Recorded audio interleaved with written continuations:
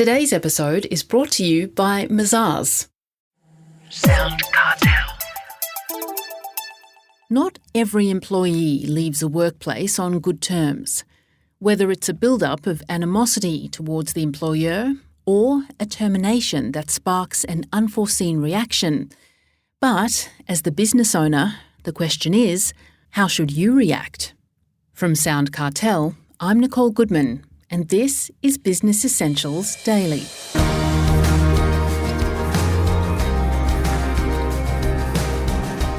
Some employees may seek revenge and attempt to destroy your business or your reputation on the way out. Karen Gately has seen that happen to businesses, and the costs can be devastating. Karen's CEO of human performance consultancy, Corporate Dojo, and shortly she explains what bosses can do to ensure their staff don't leave with any malice. First, Chris Ashmore asks Karen if she has any horror stories of employees spitting the dummy as they walk out the door. The one has to be the time where the individual deliberately decided to wipe everything that they possibly could on the IT systems. In fact, I've heard of a couple of stories like that where people have been sabotaging information and systems that the employer clearly is heavily reliant on. I've heard of an individual getting into confidential information and emailing that around to the entire organisation. And in one instance, that included the salary spreadsheet for the senior executive team and just disclosed all of their private information to the whole organisation. Obviously, there's a broad range of ways in which unhappy people can behave, but that's just a couple of the more extreme ones that I've seen in my time. What leads to an employee doing what they do? Again, there are a range of emotions, but more often than not, it can be summed up as feeling hard done by in terms of a lack of fair treatment.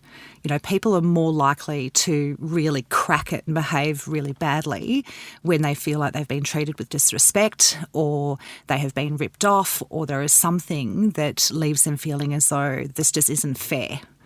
And, you know, most people don't completely lose their mind just because their jobs come to an end. If there is reasonableness in the way the employer has behaved, then most people are more accepting. So without exception, when people have behaved super badly, what I've observed is that they've been blindsided, they haven't seen it coming, and then when it has arrived, they've been shocked by that because, again, it's just not adding up to them as being reasonable behaviour or reasonable actions from the employer.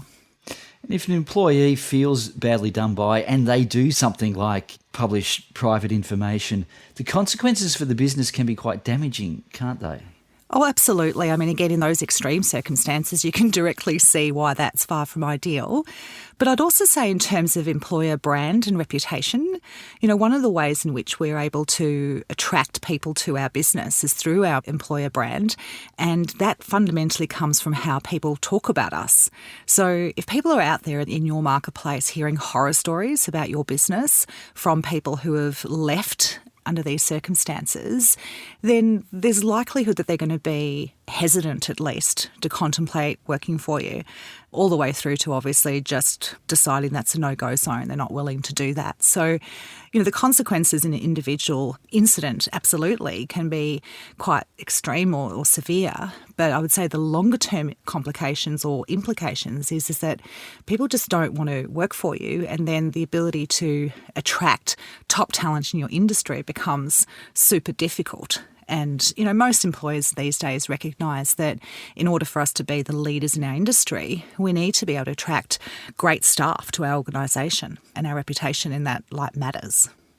So what should a boss do then to make sure that an employee that is let go doesn't throw the proverbial hand grenade as they leave the place? Yeah, I think it starts with communication, like most things in life, right? If we are open, we are honest, and we are sensitive, most reasonable human beings will respond in a better way. So, you know, if somebody is ultimately exited from your business because of poor performance, then you need to have taken the steps to help them to understand that reality well before it actually arrives. So, having honest coaching conversations, making sure that you're clear about here's what success looks like, being super honest around this is how you're tracking toward progress, providing reasonable levels of guidance and support and coaching, and ultimately getting to a place where you're saying to someone, look, the reality is unless things improve, we may have to go our separate ways.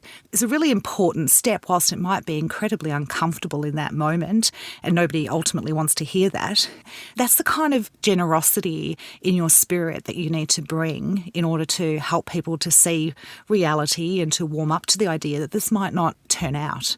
Equally, if we're exiting people because of redundancy scenarios, the more we can reasonably help people to understand that there is change coming, or the business, for example, might be going through a really difficult time financially, whatever your reality is, the more we can help people to recognise that these are possibilities, we're doing everything in our power to avoid that outcome, but ultimately that might happen, then again, they're more likely to feel that they've been treated with respect and decency and treated fairly, as I was saying earlier, and therefore cope with it.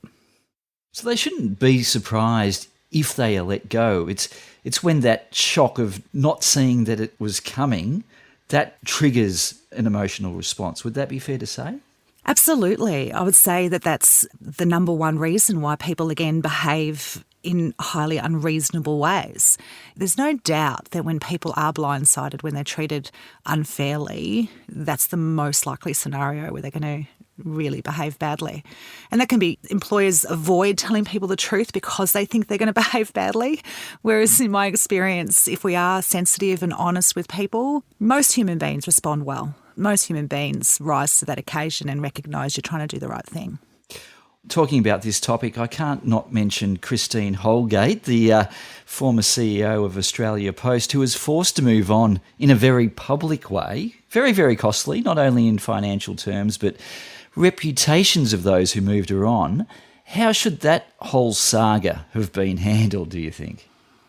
With a lot more respect and decency, a lot more privacy for the Prime Minister to stand up in Parliament and make the comments that he did about she should go. That was just extraordinarily unfair. I don't think that fairness depends on people's income levels or levels of seniority.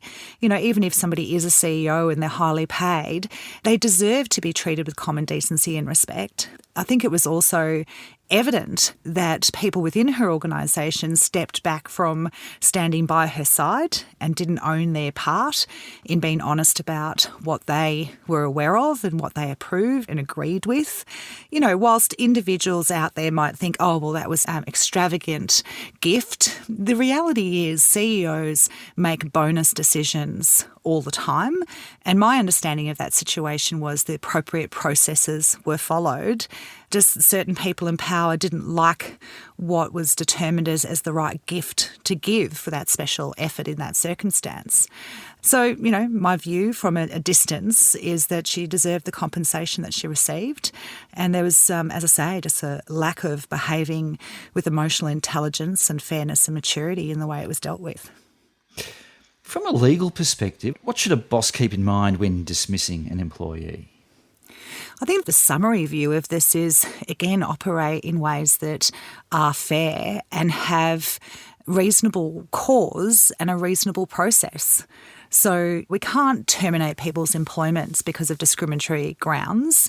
And I'd encourage every employer to make sure you've done your research and you understand what that looks like.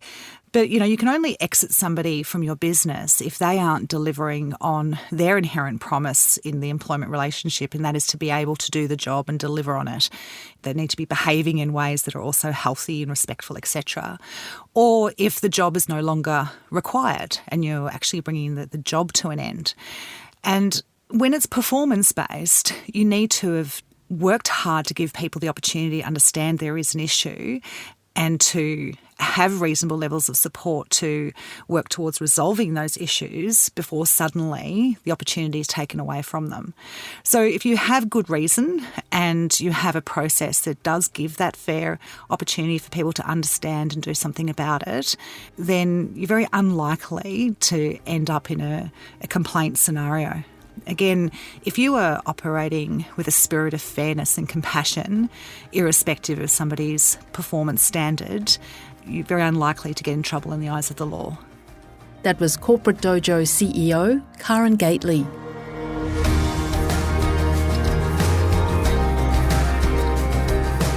This episode of Business Essentials Daily is produced by the team at SoundCartel. Thanks for listening. I'm Nicole Goodman. We'll bring you more Be Daily tomorrow. Follow @BE Daily Podcast across social media and head to bedaily.com.au for more from the Business Essentials Daily podcast. SoundCartel. This episode was brought to you by Mazars. To find out more, visit mazars.com.au. That's mazars.com.au.